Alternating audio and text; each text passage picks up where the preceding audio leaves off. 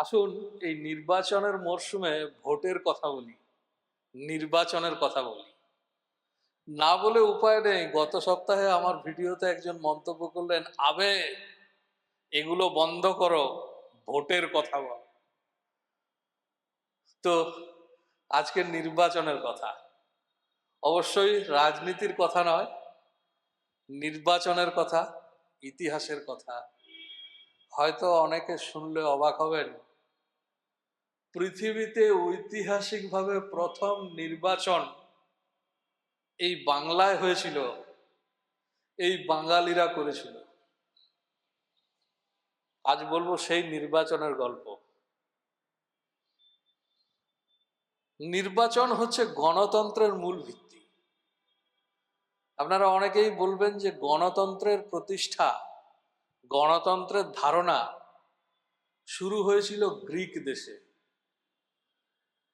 অবশ্যই প্রাচীন গ্রিক দেশে গণতন্ত্রের ধারণা এসেছিল, কিন্তু আমাদের ভারতেও, প্রাচীন ভারতেও বিভিন্ন জায়গায় গণতন্ত্রের আভাস পাওয়া যায়।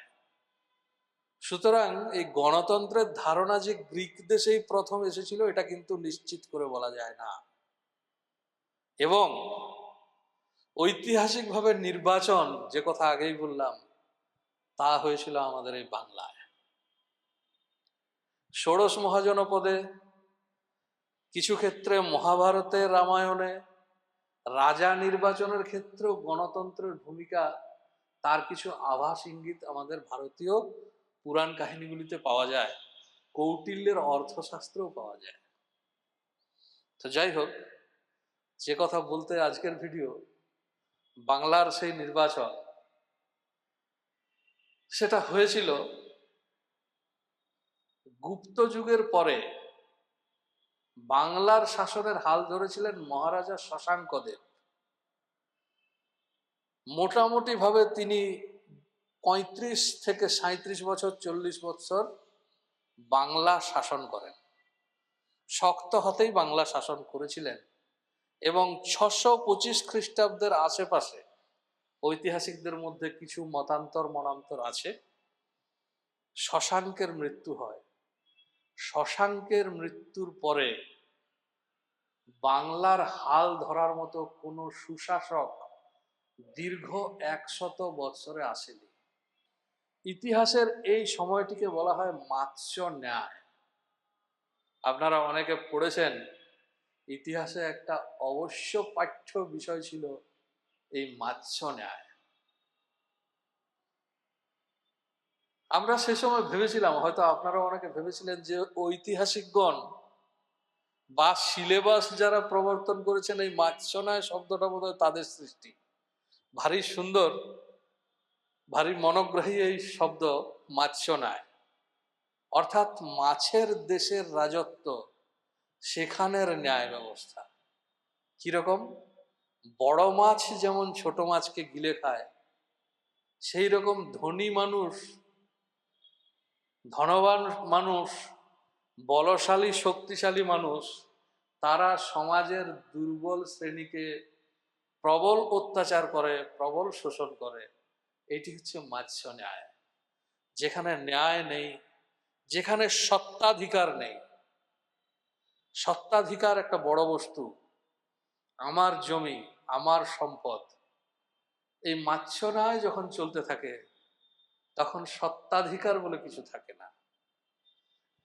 তো কথা হচ্ছে, এই মাৎস্য ন্যায় শব্দটি সিলেবাস প্রবর্তকদের সৃষ্টি নয়। মাৎস্য ন্যায় শব্দ, মাৎস্য ন্যায়ের ধারণা অতি প্রাচীন। শতপথ ব্রাহ্মণে বলা হচ্ছে, রাজা যদি না থাকে, সুশাসন যদি না থাকে, তাহলে দেশে জলের আইন প্রবর্তিত হয়। জলের আইন। মাৎস্য ন্যায় শব্দটি সরাসরি ওখানে বলা নেই। মহাভারতের শান্তি পর্বে বলা হচ্ছে, রাজা যদি না থাকে, সুশাসক যদি না থাকে, তাহলে অরাজকতার সৃষ্টি হয়। অরাজক, রাজাবিহীন রাজত্ব। কৌটিল্য তার অর্থশাস্ত্রে এইটিকে মাৎস্য ন্যায় বলেছেন। এবং তিনি বলছেন যে অতীতে এই মাৎস্য ন্যায়ের অবসান ঘটানোর জন্যে মনুকে রাজা নির্বাচিত করা হয়েছিল এবং উৎপাদিত শস্যের 1/6 এবং সম্পত্তির 1/10 রাজাকে কর দিতে হবে। বিনিময়ে রাজা দুর্বল শ্রেণীর রক্ষা করবেন, তাদের ধন সম্পত্তি রক্ষা করবেন, তাদের সত্ত্ব রক্ষা করবেন। এই মাৎস্য ন্যায় শব্দটি নিয়ে একটু বলি। মাৎস্য ন্যায় অর্থাৎ মাছেদের রাজত্ব, মাছেদের দেশের ন্যায়, মৎস্য দেশের ন্যায়। বড় মাছ ছোট মাছকে গিলে খায়, একথা আগে বললাম, একথা আপনারা জানেন। প্রশ্ন হচ্ছে, কুমির যদি একটা মাছকে গিলে খায় সেটা কি মাৎস্য ন্যায়? হাঙরের তিমি মাছে যদি একটা মাছকে খায় তাহলে সেটা কি মাৎস্য ন্যায়? সেটাও মাৎস্য ন্যায়। তার কারণ কুমির, তিমি, হাঙর এগুলিও মাছ। অবাক হচ্ছেন? অনেকে তো তিমি মাছ বলে, চিংড়ি মাছ বলে, এবং আমরা তাদের সমালোচনা করি, হে এই লোকটা কিচ্ছু জানে না, এ জানে না তিমি স্তন্যপায়ী প্রাণী, তিমি মাছ নয়, চিংড়ি জলের পোকা। তা কিন্তু নয়, ভুলটা হচ্ছে অন্য একটা জায়গায়। এই যে প্রাণী জগতের যে শ্রেণী বিভাগ, 5টা শ্রেণীতে ভাগ করা হয়েছে। ল্যাটিন ভাষায় এদের নাম হচ্ছে পিসেস, অ্যামফিবিয়া, রেপটাইল, অ্যাভিস এবং ম্যামালস। এই পিসেস, এই ল্যাটিন শব্দের বাংলা করা হয়েছে মৎস্য। হিসাব করে দেখুন, ল্যাটিন ভাষাতে ইউরোপের কিছু বৈজ্ঞানিকগণ প্রাণী জগতের একটি নির্দিষ্ট শ্রেণী বিভাগ করেছেন, তাদের নামকরণ করেছেন পিসেস। তাদের নির্দিষ্ট কিছু বৈশিষ্ট্য আছে, তারা ফুলকা দিয়ে শ্বাস নেয়, এরকম কিছু বৈশিষ্ট্য থাকলে তাকে পিসেস বলা হবে। তিমির যেহেতু সেই বৈশিষ্ট্য নেই, কুমিরের যেহেতু সেই বৈশিষ্ট্য নেই, তাকে পিসেস বলা হবে না। এখন মজা হচ্ছে, এই পিসেস এর ইংরাজি করা হলো ফিশ, বাংলা করা হলো মৎস্য। ভুলটা হচ্ছে এইখানে, এই মৎস্য শব্দটি তো আমাদের মধ্যে বহুকাল, বহু যুগ ধরে আছে, এবং সেখানে তো ওই সংজ্ঞা লাগু হবে না।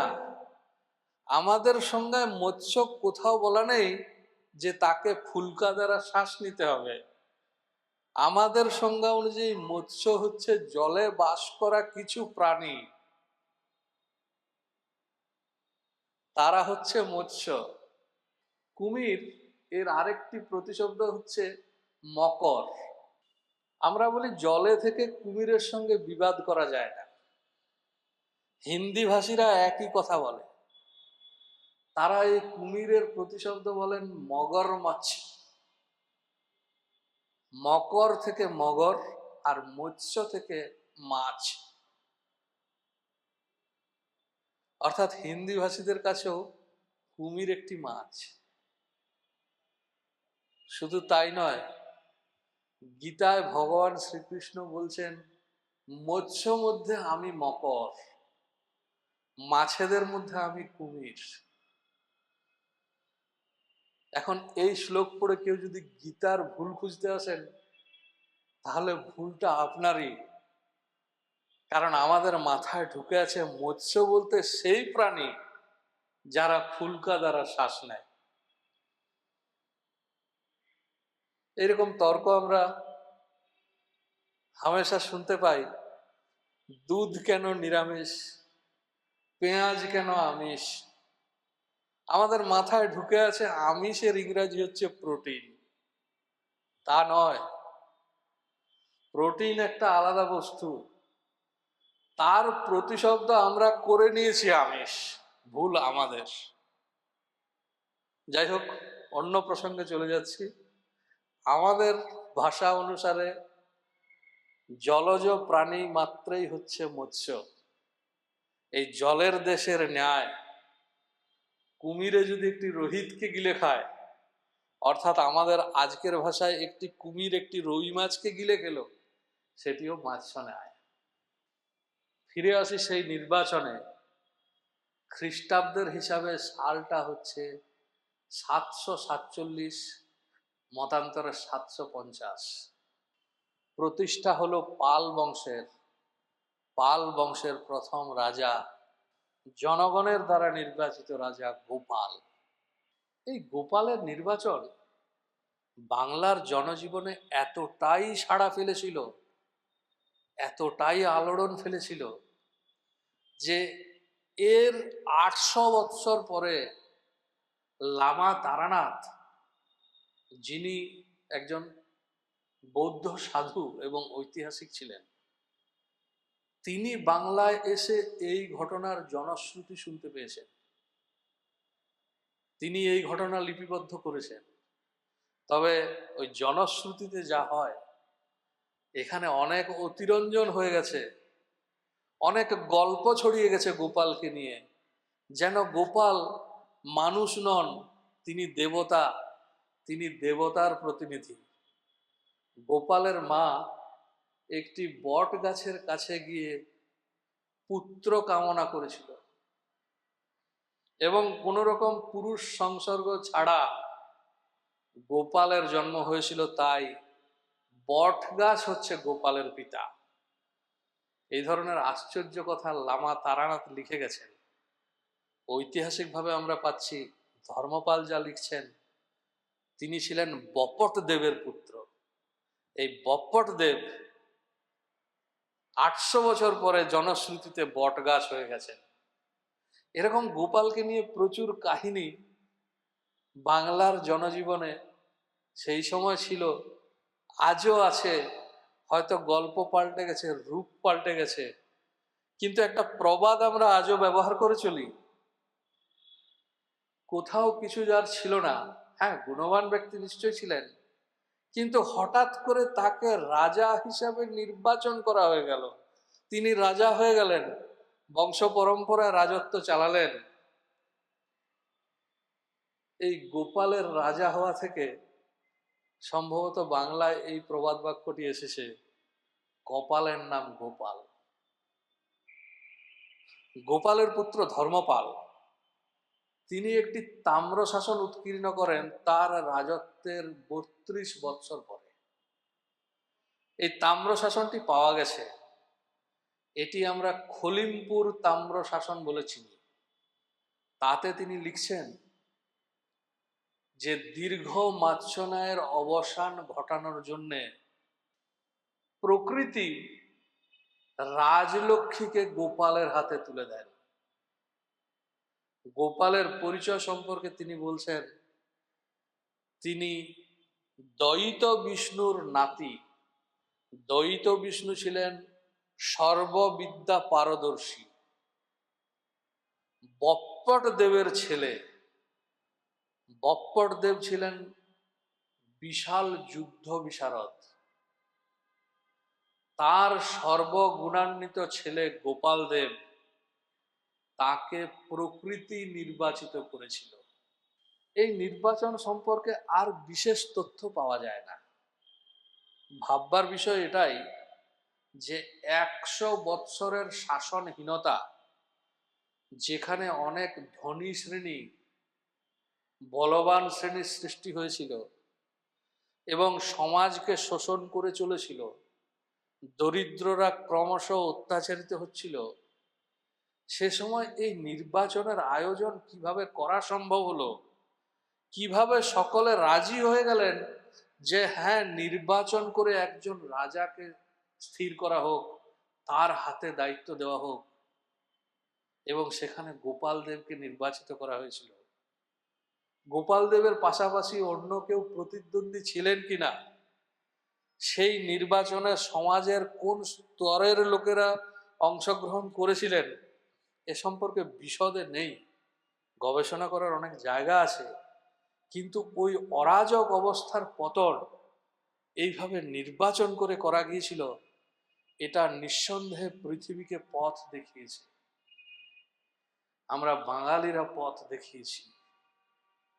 কাজেই আমরা বাঙালিরা বহু যুগ ধরে এই গণতন্ত্র